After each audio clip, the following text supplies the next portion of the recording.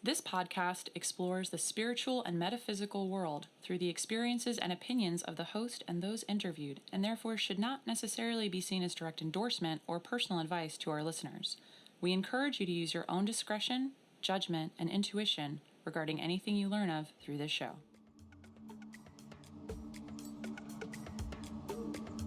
You're listening to Let's Get Metaphysical, the podcast that goes beyond the tip of the iceberg to explore the elusive, extraordinary, and mystical phenomena occurring all around us all the time. In this episode, Ren travels to Costa Rica to speak with Julia Malone, an Iboga plant medicine provider. I'm Renata Maniaci.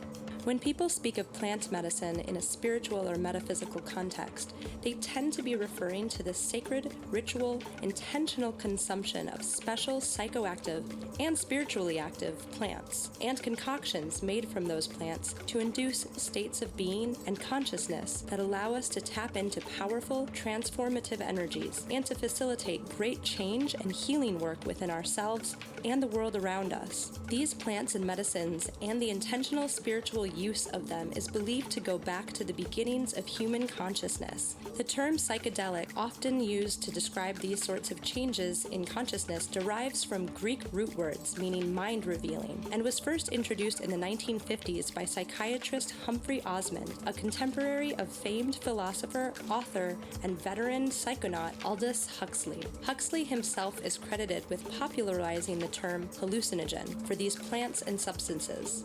Over time, pop culture interpretations overtook some of the original intent and meaning within terms like psychedelic and hallucinogen, making them less effective terms for conveying the spiritual nature of the experiences.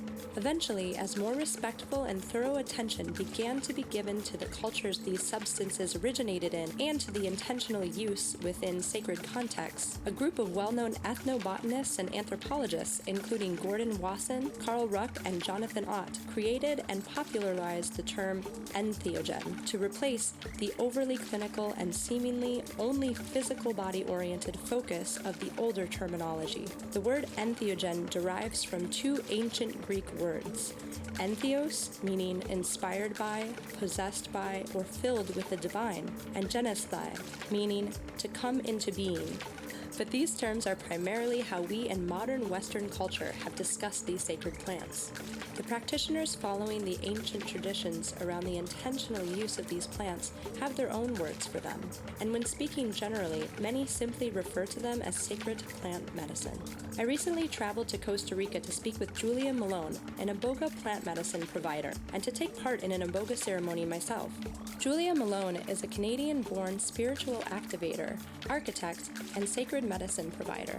She's also a writer and community builder who has spent the last decade of her life helping people to transform themselves and live a more authentic and connected life. Julia has brought thousands of people to Costa Rica to experience spiritual awakenings. She is now co-facilitating awakening experiences in retreat settings with Iboga and also through online classes. I met Julia through a close friend of mine who had an Iboga experience with Julia, and it had profoundly changed her life. So trusting this friend and actually having never been drawn to plant medicine myself, I found myself really feeling intuitively pulled toward this plant. I recorded this interview with Julia the day after our first Iboga ceremony. So are you ready? Then let's get meta. I am here in Costa Rica today with Julia Malone. Hi. Hi. So Julia, thank you so much for talking to me. Thank you for talking with me as well. I always start out my questions by asking if you have a metaphysical experience that you would like to share with our listeners. Well, interestingly enough, my first and most profound metaphysical experience of a large awakening kind was with Iboga, and that was 10 years ago. I had no idea really at the time in my life, just before I experienced it, that it even existed. I didn't know anything about it. Iboga is very much related to shamanism, as the tradition that carries the medicine is a shamanic tradition. And I didn't know anything about shamans. I didn't know anything about plant medicine. But somebody had invited me to come down and check out what's going on at a center here, just for the sake of witnessing some miraculous healings, and then to be able to go back and report to my network in Toronto, a network through the music industry and the architecture world. For whatever reason, it kept coming back up. And at that time, I didn't know why, but now I have a better understanding of why that came into my life. How long ago was that? That was 10 years ago. I was at a point in my life where I was looking for something different. I wanted to do something different. I was living and working and kind of in a little bit of this rat race, of the Western world and the way that it can be sometimes. And I just didn't feel super connected and joyful. And I looked around at the people in the city and the people in my family, my communities, and I was like, man, like people could be really living a lot more. There has to be another way. And that was at a time when I actually had a whooping cough and I was experiencing bouts of depression. And so I had gotten up enough energy one day to get off my couch from resting and get down to the doctor's office. And I was sitting there inside my car and I'm looking at the doctor's office and I was like, I'm going to go in there and this guy is going to want to put me on antibiotics or antidepressants and I don't want to do either one of those. And so it was right then and there that I heard this quiet voice inside me speak out. And that voice gave me guidance that led to me reaching out to a friend that I knew in Costa Rica who invited me to come down to Costa Rica to the Iboga house. What about that experience once you got there? Why would you put it in the metaphysical realms? Well, it was a calling. I wasn't going around looking to try the next best plant medicine, or it wasn't something coming from an ego place. It was coming from me listening to that inner voice. And I was scared. A lot was coming up for me. I was very nervous to be just like going off on a whim to Costa Rica and hanging out with a shaman who I didn't really know what a shaman was.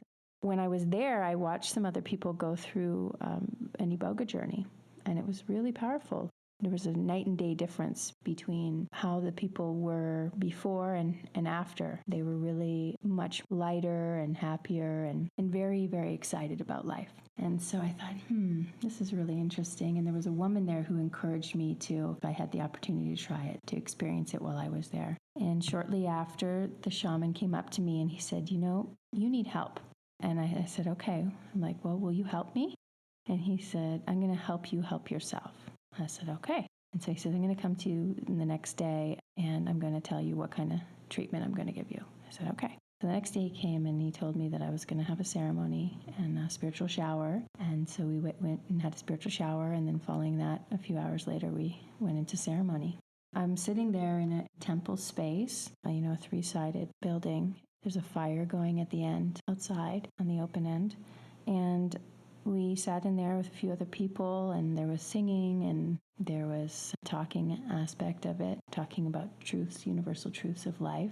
And then the shaman started to serve this ground up root bark, and he was giving me spoonful after spoonful, and I was getting like, oh man, like what is this? And like he's like shaking, rattles, and like I'm like, oh my gosh, what am I doing? And so I looked down at the ground and I saw all these cat skins and everything, and I'm like, oh my gosh, and different like animal skins like from the jungle, and it was so far from my understanding of growing up.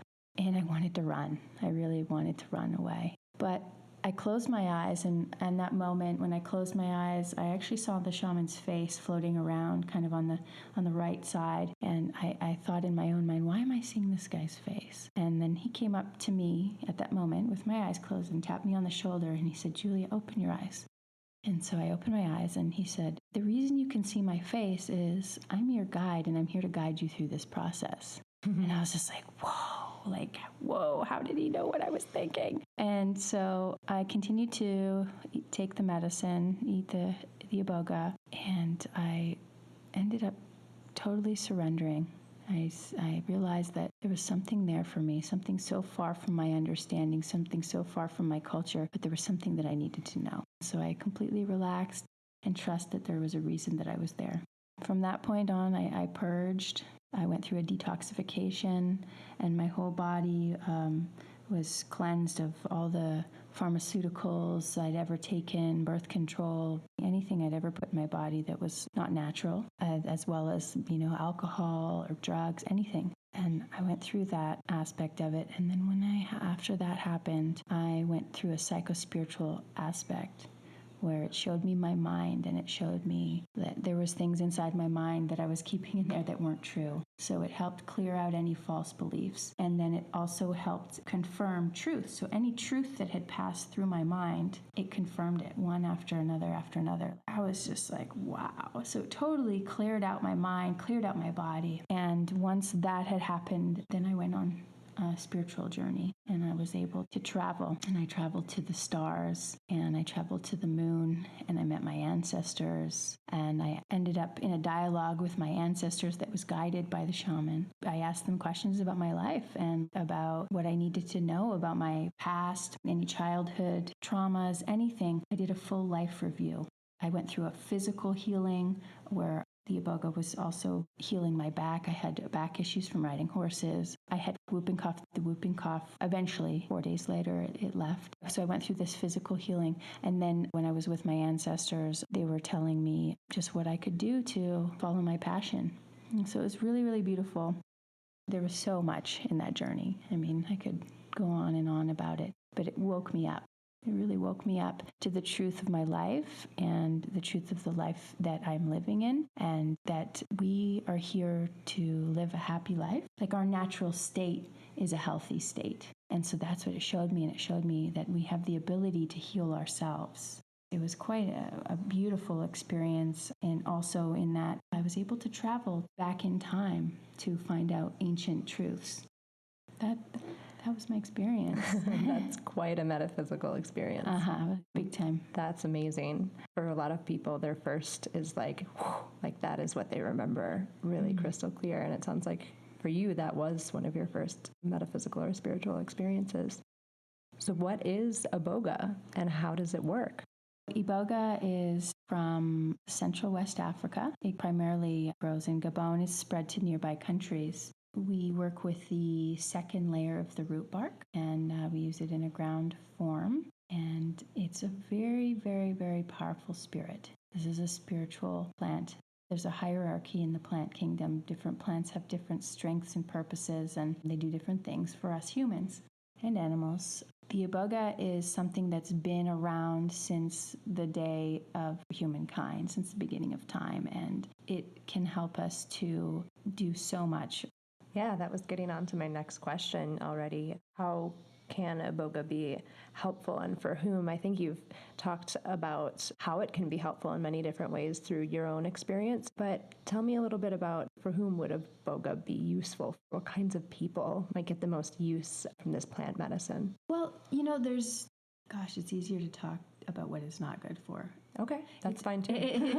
But it's really beneficial for anyone who is looking to awaken spiritually, and anyone who's looking to heal their body, heal their mind, clear their mind, have a full reset. It's a rebirth. It works on all aspects of our being: physical, the spiritual, the emotional. Iboga is for everyone, but it's not for everyone.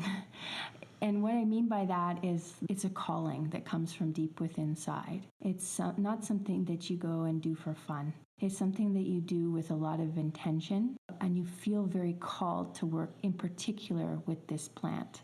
You will know this because you will be drawn to it, like me, without really knowing anything about it. Yeah, I know for myself, I've never been drawn to plant medicine really before now. And I spent a month in Peru a few years ago, and there was every opportunity to have an ayahuasca ceremony or the other kinds of plant medicine down there, San Pedro. But for me, when I met you and heard about Iboga, and actually Hannah, who introduced us and who's a dear friend of mine, was the one that first told me about her experience with Iboga through you. So hearing her experience, I was like, oh, wow. And then meeting you, I felt a connection with the plant and really wanted to try that. So it is interesting what plants reach out to what people. Yes. I have friends who have really deep connections with ayahuasca. Yeah. And it seems like it's normal to not be called to every plant medicine or no plant medicines. So, that's right. Yeah. There's so many different ways to awaken. How are you working with Iboga now? What does that look like for you? And what does it look like for our listeners? What does the ceremony look like and entail? Iboga ceremonies happen here in Costa Rica at our retreat house once a month. We have 4 or 5 guests here at a time. So people fly into the Liberia, Costa Rica airport. We pick them up from the airport, bring them back to the center, get checked into their room, have a nice meal, get settled in, have an orientation, have dinner, and then the next day, after a good sleep, start to prepare for the ceremony that night. Sometimes on that day, we'll have a spiritual shower, weather permitting, which is a ritualistic cleansing at the river to let go of any negative beliefs or negative attachments or energies or anything, and to invite in what a person wants to call into their life.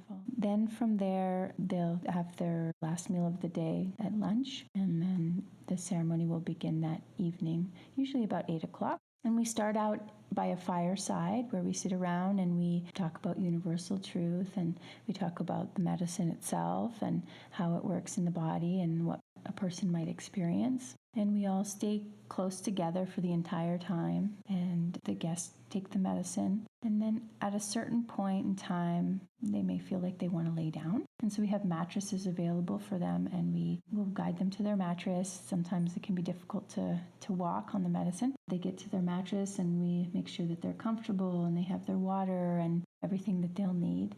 We're there all together. And there becomes a certain point in time when the medicine will really start to kick in the body, and the person will be able to be guided. So we have a guidance aspect where we guide people through a life review. We do a whole body scan. We will guide people to meet their ancestors, ask them deep questions. So the guest will write out questions and give me a piece of paper with their questions on it, and it will guide them to have an interactive dialogue with either their own spirit, or it's a very lucid experience. It's not like dream state. It's very clear. The ceremony goes through the night and into the next day. Right. And and the whole next day is an aftercare day where then the guests go back to their room, and they're just relaxing in the room, and we're bringing them smoothies and food. We have really great access to really wonderful food here, and we accommodate most diets and food preferences. And people have a day of aftercare, and then today, as you know, is an integration day. So this is the third day. This is when the guests are still integrating everything, but they're able to be out and walking around and enjoying beautiful Costa Rica. Today is a day where we take guests to the hot springs and see, the wildlife in Costa Rica. And then that's typically the shorter program, and then guests leave the next day. But most of our programs are actually the 8 days. So people will go through 2 ceremonies in an 8-day period, in kind of the same ceremony, aftercare, integration day, and then ceremony again, aftercare day, integration day, and then departure. I had my ceremony yesterday and the night before that. And for me, just a little bit about, my ceremony and my experience, I'm a really grounded person, and I like to be attached to the ground. It's not often in my life where I experience feelings of being high, sometimes natural high on life, if I'm really excited or playing in various situations. I've never been attracted to drugs most of my life. I've been high off marijuana a handful of times, and it's not something I particularly enjoyed, like that feeling. But my experience yesterday and the night before was just I unlike anything I've ever experienced before. I felt extremely high, but the only thing I have to compare it to is marijuana, and it was not in that sense at all. It was very comfortable and very clear, and it was hilarious. It was so funny. Yeah. The spirit of Iboga, it seems humorous and like it wants you to laugh. And those are my initial thoughts about it. And I was surprised at this level of awareness and excited and humor that I was able to maintain for hours. I mean, not sleeping the whole night and then not sleeping the whole next day, but feeling great and feeling fine and getting all this insight. So for our listeners, like that's a little bit about how the feeling of Iboga was for me, and that's not even getting into all the insights and all the amazing information that I got on that. Absolutely. And there's actually a message that I would really like to get out there that's really important, because there's a lot of stuff on the internet about Iboga. And actually the truth is that most of the stuff that you'll read online about Iboga is actually about ibogaine, which is an extract of Iboga, and it's primarily used in drug detoxification. So for somebody who's on a spiritual path that is not in addiction and they're considering to do Iboga, they may feel calling to it, and they may go online and then read all these stories that sound really challenging experience. And often what people are reading about is, because Iboga is so powerful in detoxifying a person's body, that when a person is cleansing themselves of all those toxins, it's very hard on their body. And so they document an experience or speak about an experience of them going through a drug detoxification. So there's that aspect of it. And then also with the alkaloid, it's also a very different experience. We work with Iboga in its natural form, and we work with the spirit of the medicine. I'm trained in a shamanic way, and we do everything with intention, and we set up the space. I've received the codes from the tradition in order to call in the spirit in a safe way and work with people in a safe way. There's preparation that comes for it. The way that you and I got to know each other before you ever took Iboga. And that's the way that I work with people. I spend time getting to know them beforehand so that when they come here, they're comfortable and they have a good experience. And we bring a lot of humor, and that's our intention, to be able to heal with humor and to be able to transform in laughter and play. And so also that's something that is unique to the space that I hold. There's other providers out there that are doing a great job and doing it with humor as well too, but those are all different aspects that contribute to, an enjoyable ceremony. Excellent. Mm-hmm. Yeah, no, I'm really glad you brought that up, because a lot of people wouldn't know, we'll just Google Iboga, and everything, and all these things will come up. And that happens with anything that you're looking, whether it's spiritual or a healing modality, and you'll get all kinds of stories about everything. But thanks for bringing that up. Yeah, I recommend that, if somebody is, through listening to this, they're feeling called to work with the medicine, do yourself a favor and be careful what you're looking up on the internet. And even if you want to find some good resources, I'd be happy to share them with anybody who's interested in knowing more about it and getting reliable information. Well, on that note, how are you able to be reached? What's a good way for folks to look you up if they're curious about Iboga? So Iboga Love, that's what we're called. The URL is ibogaretreats.com. You can also get to us through ibogalove.com. My email address is julia@ibogaretreats.com. That's great. Is there anything else coming up right now about other things that you wanted to share about Iboga or ceremony or your story or anything? Well, often a question that comes up is about the medicine and the quality of the medicine. And we take a lot of care in sourcing our medicine, and we import it from Gabon, and it comes over here in a very special way. And the medicine that we work with is shamanic grade medicine. So this is nothing that anyone could ever order online or even have access to unless they've been initiated into this tradition that carries the medicine. Is called the Bwiti, and they're from Gabon. And unless somebody has been initiated in Gabon or is related through marriage or blood, they wouldn't have access to this quality of medicine. So it's, going back to what you're saying, the difference between, say, for instance, ayahuasca. We're here in Central America, and ayahuasca is very much readily available. You can grow it here, and this is something that we bring in very special for these ceremonies. I also just wanted to let you know that we love to work with people who are in transformation, who are leaders and are looking for their life purpose, or they know their life purpose and they want to be of service to the world. This medicine can help a person to tap into their superpowers. This medicine can help a person to live the life that they want to live. I'm Canadian, and I've been living here in Costa Rica now for 10 years. Almost immediately after I had my Iboga experience, I moved down here right away. So passionate about it. And, I've worked with close to 2,000 people here in the last 10 years, helping guide them through their Iboga journey. 10 years ago, if you would have ever asked me that, would I be living in Costa Rica? I now have a young child and living here, and I'm creating my life and my dreams here in this country. And I've watched a lot of people come through and be fully activated and have a full reset or rebirth and get connected with their passion and really start to live out their lives and really be able to make a difference in this world. That's amazing. What are 2 or 3 things that Iboga has really solidified in you or taught you that has helped to change your life? Well, it helped me to embody the experience that the single best medicine in the entire world is happy thoughts, and that I have the full capability to heal myself. Those are huge. Yeah. Just those 2 are huge. Right. Yeah. And kind of with that is that our natural state is of joy and exceptional health, and we're capable of so much more than we know. It's unbelievable what we're actually capable of from how we've been raised and taught what is our potential. Our potential is so much greater than we even know. That's really powerful.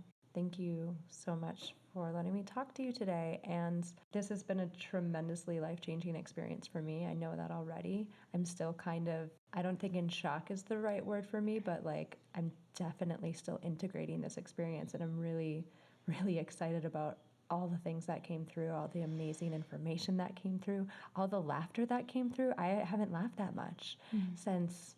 actually, I talked about a few episodes ago, talking to this woman, Grania, when I was, seeing John of God in Brazil, and she is hilarious. And I think I'm just so thankful that laughter is coming into my life over and over again the last few months. And I just, I can't impress upon the listeners enough how funny and joyful this ceremony was for me. So I'm still integrating, and I'm so grateful to you for providing this experience and holding this sacred space for me. Just this whole experience means the world to me.